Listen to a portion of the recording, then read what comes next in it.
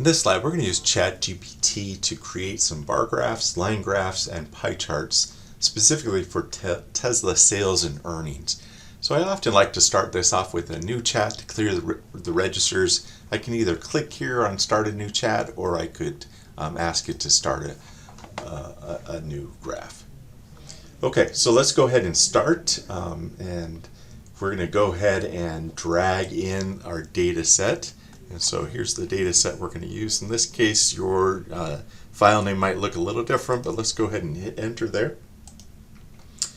And usually when I read in data, I like to do something. I like to read in the data. Now we could go and look at this specifically.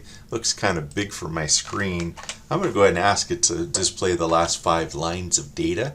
You could do the first 5 lines. I like to usually make sure that it's all there, that it got the whole file, and what I think is in there is actually in there. And so let's go ahead and provide that. All right. So here is the last 5 years, and that looks consistent. And now I kind of want to tell it what it is. And so I'm going to go ahead and say, hey, this data represents Tesla's net income and sales. And so I can see the net income, I can see the sales, and I'm asking it to provide a bar chart of Tesla earnings or income by year. And so I'm working through that and able to see that. And so the first thing I'm doing is doing a bar chart. And I told it specifically I want it for income or earnings. Okay, so we can see that provided here. We can see the various years, we can see the amount, we can see the titling here, we can see what it looks like. And this looks fairly consistent. I mean, it was negative or very small until recent years. And so we can see what that looks like. Also provides a little bit of interpretation, and we have to be a little careful because it doesn't necessarily know all the context. But we're able to show that. Next thing I want to do is provide or show a pie chart. It doesn't usually make sense to do a pie chart of income, especially if there are loss periods, but for sales it kind of makes sense. It's more wedges than we'd like to see, but we can kind of see what that looks like. It looks like if we hover over, we can see that. We could also ask it to provide, better labels than that, just to be able to see it. And maybe we could just limit the pie chart to just the last few years. Usually you want 4 to 6 is the amount of wedges you'd like to see. The next thing we're going to do is ask it to provide a line chart of Tesla's earnings. Usually to see trends, we want to see use a line chart. It's easier to see trends on a line chart, at least overall for most people.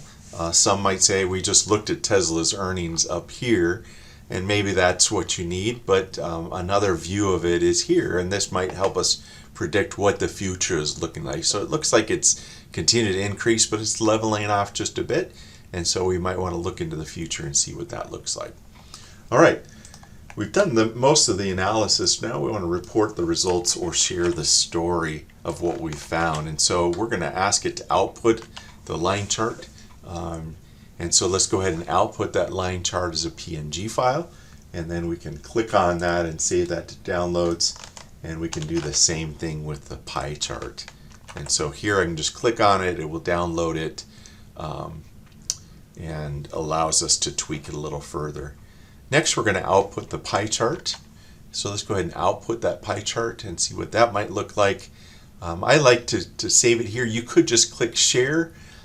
Go and click directly on the pie chart and ask it to share, but I like naming it something specific, because if you don't, it will just say output and otherwise doesn't know what exactly how to label it.